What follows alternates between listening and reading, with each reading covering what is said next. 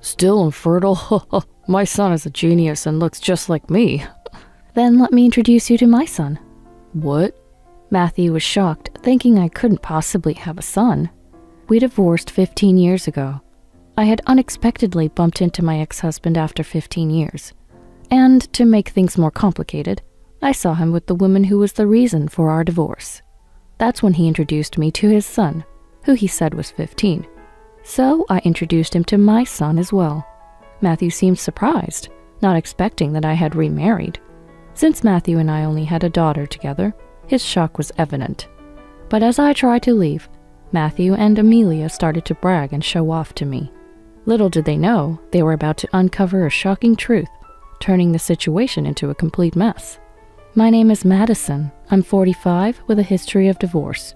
Now I'm happily remarried. After remarrying, we had one more child, making us a family of 5 with 2 daughters and a son. My daughters are from my previous marriage. My son, now 14, is in middle school. His name is Jeffrey. The names of my daughters are Lily, the eldest, who is 19, and Aria, the younger one, who is 18. Both my daughters and my son are my pride and joy. Lily is currently studying abroad at a university, and Aria attends a prestigious high school. They chose their paths themselves, without any influence from me. Inspired by his sisters, Jeffrey grew up full of curiosity. Though only half-siblings, the 3 of them are very close. My current husband's name is Andrew. He's somewhat of a celebrity in certain business circles. This is my family now. Today, Jeffrey and I were out shopping in preparation for his study abroad. Jeffrey wears a hat and mask outside for certain reasons. Though many people wear masks nowadays, Jeffrey stands out due to his height.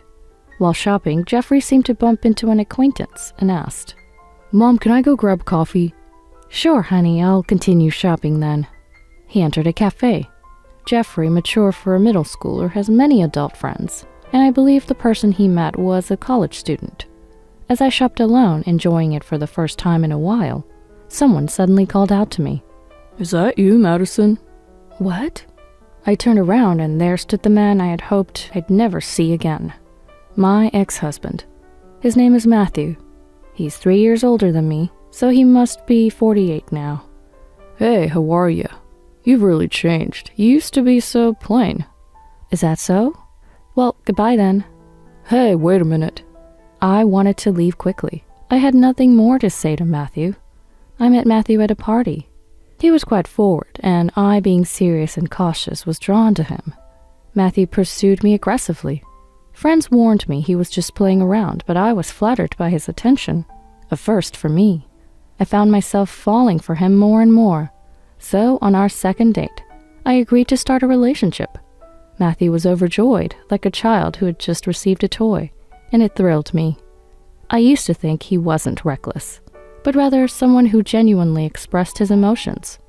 Looking back, love really is blind. Our relationship was going well. I was only 25 at the time, and found the idea of an older man appealing. However, Matthew was very sociable and always surrounded by women, which worried me. I think I was trying to punch above my weight. There were times when loving him became exhausting. So when Matthew proposed, I was ecstatic, believing I would finally be happy. Matthew and I wanted children right after getting married. We rented a spacious apartment, thinking of our future family. I got pregnant soon after the wedding. We were overjoyed. But when I told Matthew the baby's gender, "What, a girl, really?" he was visibly disappointed. "You wanted a boy?" "Of course, I don't need a girl." "Why, girls are cute too." "Cute isn't the point. They're just not worth raising." "That's terrible." I was shocked. I had never felt such a difference in values before. From then on, he didn't touch my belly. He didn't help at all as my pregnancy progressed. It became too hard, so I went back to my parents to prepare for the birth. Then our daughter was born. Matthew didn't attend the birth. Even my parents were angry about that. I stayed with them for about 3 months before returning home. But Matthew wasn't welcoming. Instead, "You're back already?" he said. Even while I was feeding our daughter, he'd say things like, "Why a girl? I wanted a boy." "Don't say that. She's a cute girl." She's not cute. Maybe the next one will be a boy. It better be. I researched everything I could to have a boy, even trying old wives' tales and gender selection methods. The next year I was pregnant again, but it was another girl. I was happy with 2 girls. They were adorable. I loved dressing them in matching outfits. But Matthew was cold to our daughters. Hey, stop wasting money. You bought more clothes, didn't you? They weren't that expensive. But 2 of the same? That's extravagant. Gradually, Matthew began to take his frustrations out on me. Why can't we have a boy? Is there something wrong with you? Girls are great too. I want a son. He'd say this in front of our daughters without a second thought, making me not want to talk about the kids with Matthew. I think the girls, even being young, could sense what their dad was saying. I poured all my love into them, making up for their dad's absence. Matthew's behavior escalated. He'd yell at the kids for playing inside, and our fights became incessant. Be quiet. Go away. I'm tired from work. You're a nuisance. Hey, don't talk like that. Why not play with them? They don't like me, and they're not cute. How can you say that? They'd be closer if you tried. Don't say such things in front of them. They won't understand. It's okay. They seem dumb anyway. I couldn't tolerate this. I took the kids and went to my parents' house for a few days, expecting a call from Matthew. He did call, but not to apologize. You're neglecting your duties at home. Come back immediately. You can do it yourself. Who do you think provides for you? Do what you're supposed to. Regrettably, I was on maternity leave, depending on my husband's income. I had no choice but to obey him. I wanted to leave my daughters with my parents, but it was too much to ask of them. I didn't want to be apart from my girls, so we returned together. Finally back? Clean up this mess. The house was a disaster. Food left out, trash everywhere, laundry untouched. Lily, still young, helped me clean up. Arya tried to appease Matthew. They were only 4 and 3 years old. I knew something had to change, but I didn't know what to do. Eventually, I returned to work, but with reduced hours and lower pay. I had to rely on Matthew. I endured for the sake of our livelihood. I didn't have the courage to become a single mother with 2 daughters, but Matthew's behavior towards the girls worsened. You're in the way. Go somewhere else when I'm off. I witnessed him saying this to our daughters. I thought I might have reached my limit. Divorce crossed my mind. Afraid of ending up on the streets, I first changed jobs to prepare for divorce. The president of the new company sympathized with my situation and accommodated my needs until the divorce. I decided to divorce soon after starting the new job. Hey, let's get a divorce. That's what Matthew suddenly said to me.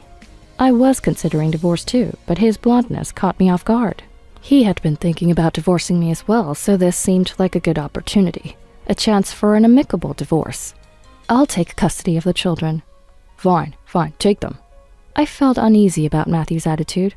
A woman's intuition prompted me to hire a detective, a suggestion from the new company's president, who even advanced the cost. Of course, I planned to repay it later. I was referred to a detective by an acquaintance. The detective quickly uncovered the truth. Matthew had a mistress named Amelia, a younger woman. To my shock, Amelia was pregnant. The child was likely Matthew's. Hurry up and sign the divorce papers. There's something I need to tell you first. I revealed everything I learned from the detective. You snooped around behind my back?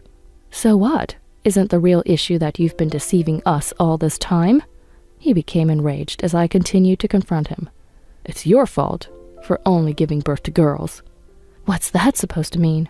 Amelia, see, is having a boy. She's fulfilling my wishes, unlike you. It's only natural I prioritize her. Why did you start an affair before she got pregnant? That's because you seemed defective and I lost interest in you. I'm popular with women, you know. Matthew justified his infidelity without any remorse, blaming me for having only girls. Such nonsense. I couldn't understand his obsession with having a son. Why are you so fixated on having a boy? Girls are stupid creatures. They can't earn money and won't bring anything back in the future. I hate the idea of spending money on them. I was furious. In an era of advancing women's rights, I couldn't believe I had married a man with such beliefs. I only filed for alimony in the divorce, enough to cover the detective's fee with a little extra. There was a reason for this. I wanted to get divorced quickly. for the sake of my daughters. Matthew was initially reluctant, and it seemed like we might need mediation with lawyers. I just wanted to get away from this man. I wanted to tell my daughters as soon as possible. That was my top priority. I haven't seen him since. No requests for visitation with the daughters either. And now, this unexpected reunion. Matthew wasn't alone. Behind him were Amelia and a boy, probably the child from back then. Amelia approached me, looking over. The boy behind her made a disgusted face. I couldn't tell if he was looking at me or Amelia. The boy is about the same age as Jeffrey. I believe in middle school. Yet there I was, feeling uncomfortable despite not being at fault. Oh, is this Matthew's ex-wife? Amelia scrutinized me, looking me up and down as if assessing my worth. What do you want? Nothing. I couldn't help but notice the boy's gaze, and Matthew caught that. This is my son, Kenneth. He's 15, and next year he'll be a high school student at a very prestigious school as a special scholarship student. That's wonderful. Congratulations. I managed to smile genuinely at Kenneth. Kenneth, surprisingly polite, nodded his head at me. He was a quiet-looking boy, wearing glasses, but clearly handsome. Kenneth said something to Amelia and then walked away. I inadvertently found myself observing Matthew and Amelia. What? Your son doesn't resemble either of you. What? That's rude. He looks a little like his mother, though. I knew I was being impolite, but he didn't look anything like Matthew. I wanted to leave, so I refrained from saying more. Well, I should be going. Wait, you're still infertile, right? My son's a genius and looks just like me. Infertile? What are you talking about? I stopped, irritated. You said you're infertile, right? What do you mean? We have 2 daughters, remember? If you can't have boys, it's the same as being infertile. I was dumbfounded by his absurd logic. Even after 15 years, he hadn't changed at all. This disappointment wasn't about expecting anything from him, but a faint hope that he might have become a decent person. For our daughters, who will always have him as their biological father, I hoped he wouldn't be so spiteful. But that hope crumbled in an instant. You really haven't changed. What do you mean by that? Exactly what I said. Anyway, I finally have the son I've always wanted. Now I'm truly happy. That's great for you. As I tried to leave again, this couple seemed determined not to let me go. Just when I thought they had more to say, Amelia pulled out a photo. It was probably Kenneth, around 3 years old, posing like a model. The photo was worn, indicating it was frequently handled. He's cute. Right? He did some modeling when he was little. I see. I responded politely, maintaining my facade, but Amelia's next words shattered my composure. Well, your daughters are pretty plain, aren't they? Excuse me? Just saying. She looked at me with a smirk. You don't know anything about my daughters. I don't, but I can imagine. Please don't make assumptions. Amelia, smug with victory, began bragging about her son. Scouted in the park when he was little, receiving top-tier education. She rambled on, even though I hadn't asked. What exactly is top-tier education anyway? Who decides what qualifies as top-tier? Being a single mother must lower the educational standard, huh? Your poor children. I couldn't contain my anger anymore. You seem to have a misunderstanding. Misunderstanding? First off, I'm remarried. What? I remarried soon after our divorce. I worked hard supporting my 2 children as a single mother, but my current husband is the president of the company that supported me during the divorce. He's a businessman. I worked at his newly established company initially, but he has since handed over the presidency to someone else. He heads a group of companies. I only learned about this after we started dating. What's your last name now? Smith. Why? The Smith Group? Yes. Amelia was speechless. I didn't know about this, said Matthew. Why should I report to you? What about Lily and Aria? They're part of the Smith family now. My husband adores them. I shared that Lily was studying business abroad. Matthew seemed surprised when I mentioned the university. Lily wants to help with my husband's business, so she's studying abroad. Your salary wouldn't have allowed for international studies. Thanks for the divorce. What do you mean by that? You divorcing me allowed me to meet my husband. I don't hold a grudge against you. Matthew's face twisted in frustration as I said this with a smile. But even if she's smart, a girl's looks are important. Lily was actually chosen as Miss Campus this year. Matthew quickly searched for Lily's university. A beautiful woman in a white dress appeared on the screen. That's Lily. No way. Good thing she doesn't look like her dad. Amelia's face twisted in frustration, just like Matthew's. But the eldest is a fluke, and the younger one's probably a delinquent. The second child always turns out bad. Aria's doing well. She's been accepted to a famous university. And which high school does she go to? Clover High School. No way, better than our child. Well, your son is amazing too, being a scholarship student, but Clover High School is a girls' school, so he can't attend. Amelia wanted to say something, but only twisted her face in frustration. Competing over children's achievements seemed pointless. Matthew looked shocked, opening and closing his mouth like a fish. But when our eyes met, he said, "What? You must have paid off the school with under-the-table money." I couldn't let that slide. These were my daughters he was talking about. Both of them chose and worked hard for their schools. They never even asked to go to tutoring. They were no trouble at all. Lily and Aria couldn't rely on their dad for affection after I remarried. They probably developed a habit of not depending on a father figure. However, my new husband made repeated efforts to connect with Lily and Aria. Gradually, they began to open up to him as if he were their real dad. For Lily, a turning point was when he took her to his workplace, leading her to express interest in studying business management. He then suggested an overseas university to middle school-aged Lily, mentioning its diverse student body and unique programs. Lily researched what she needed to learn and which high schools to attend to get into that university. After rigorous studying, she successfully got into her desired high school. We didn't interfere at all. The only thing she asked us for was to study abroad, and we happily supported her decision. They got into such prestigious schools without tutoring? That's exactly what I'm saying. How much money did I spend on my son?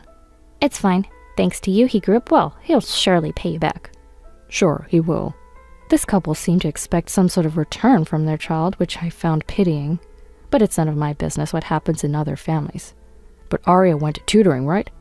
No, she didn't. Aria, influenced by her sister, hasn't found what she wants to do yet, but she's been studying hard. She's currently into basketball.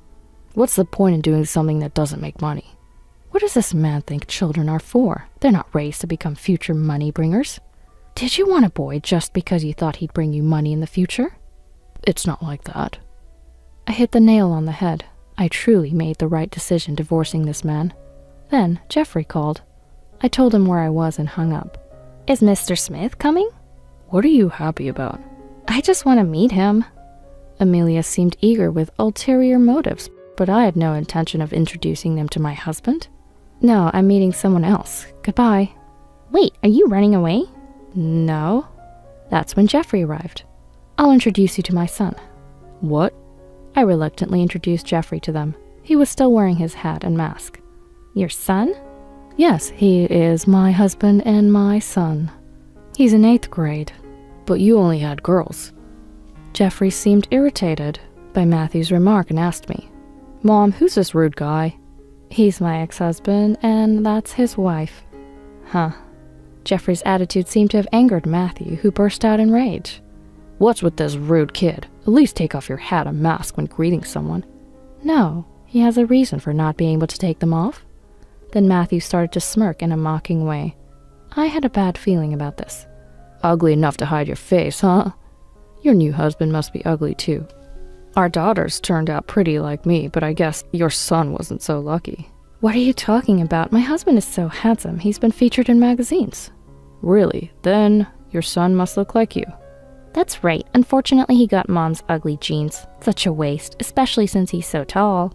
I was appalled that they could say such things in front of their middle school-aged child. I didn't want to leave Jeffrey as their prey, and was about to make an excuse to leave when suddenly, Jeffrey took off his hat and mask. I apologize for not greeting you properly without taking off my hat. Matthew and Amelia were struck speechless. Even the people passing by stopped in their tracks. Are you? Turns out, Jeffrey is an up-and-coming actor. With a mature, sweet face, he became popular quickly, despite being in middle school. He's even considering going abroad and studying in a foreign middle school, as part of the plan. This is a well-known story, even mentioned in online articles. Though it's actually because of his sister's influence, the media wrote it differently. But the name is so different. So I changed it. It's starting to get out there, but please don't spread it around too much. Is he really your child, not a stepchild?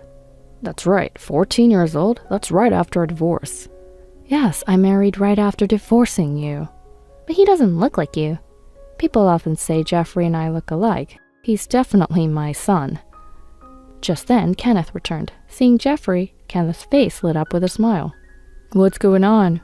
Kenneth! Apparently, they knew each other. You two know each other? Yeah, unexpectedly, they were acquaintances. Jeffrey attended Kenneth's dance school for 2 weeks on the agent's recommendation. They seem to have gotten along well, being close in age. So, does that mean you and I are half-brothers? When Jeffrey said that, Kenneth angrily retorted. No way, don't even think that I'm the son of a man like him. This was a shock to me. Kenneth realized he had spoken too impulsively. Hey Kenneth, what do you mean by that? Kenneth sighed and looked at Amelia. Amelia was frantically shaking her head. What's going on? Ignoring Amelia's protests, Kenneth revealed a shocking truth. I'm not this man's son. What the heck are you saying? Kenneth glared at Matthew with a look of utter disdain. It seemed that Matthew, despite his desire for a son, had a rotten character, and this sentiment had been passed down to Kenneth. It appeared that Kenneth had disliked Matthew from a young age. All he does is complain about work, and he's always reeking of alcohol. There's nothing about him I could respect. Kenneth felt a deep aversion to being the son of such a man. He even confessed to his mother that he found it repulsive to have any blood relation with Matthew. Then, don't worry, your real father is someone else, Amelia revealed. She had sworn Kenneth to secrecy for the sake of their livelihood. What? What does that mean? No, nothing. Kenneth, stop joking around. Amelia was clearly panicking.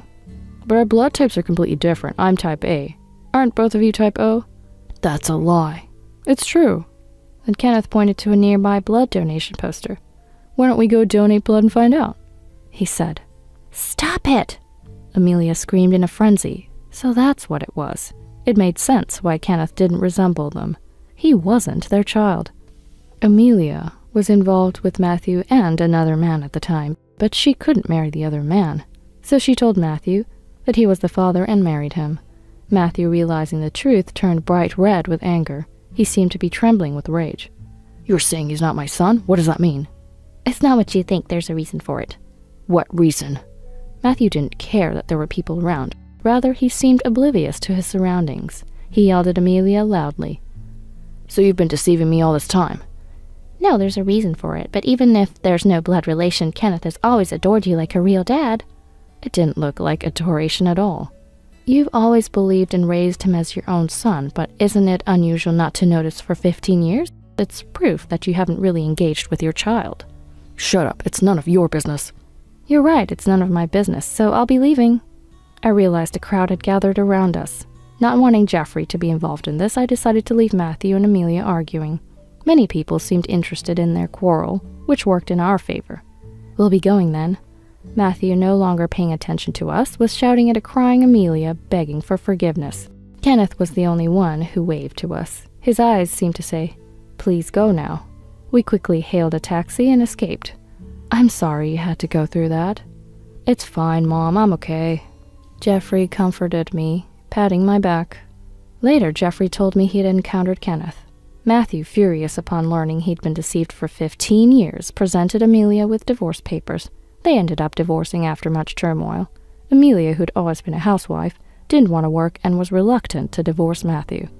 Do you think I can start working now? That's not my problem.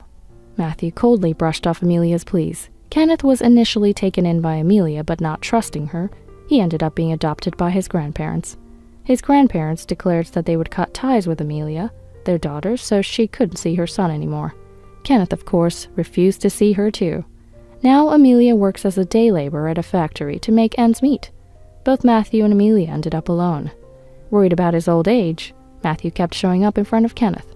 It's pathetic to discuss such matters with a middle schooler, especially since they're now complete strangers with no blood connection. Kenneth said he had no fond memories of playing with Matthew, nor did he actively participate in school events. So Kenneth found it troublesome to suddenly have Matthew act like a dad. Rejected by everyone, Amelia later went to apologize to Matthew. Please, let's start over, just the two of us. How can I trust you? Don't ever show your face to me again. Amelia, fearing loneliness, tried to get close to Matthew, but he rejected her. Matthew, on his part, grumbled about having to pay child support for a son who wasn't his. He's not even my real son, he says as he works. Legally, he was obligated to pay, since Kenneth was registered as his son. Kenneth's grandparents, very responsible people, had a lawyer handle these matters. Learning that Kenneth was happy with his grandparents was a relief. Despite 15 years, I was somewhat downhearted that such issues resurfaced. My husband and children were concerned about me. I apologized to Jeffrey for causing him any discomfort, but Jeffrey was composed, saying it wasn't my fault, and that the present was what mattered. This was something my daughters often said, and it brought tears to my eyes. I don't know if I was a good mom, but I can say with pride that all my children are wonderful. Currently, Jeffrey lives abroad with his sister Lily. He respects Lily, and his decision to study abroad was likely influenced by her. When they returned for Christmas, Jeffrey's sisterly love can be troubling, Lily said with a laugh. Seeing my husband and our 3 siblings together and happy made me feel the joy anew. I don't know how many more times we can gather like this, but I want to cherish each occasion.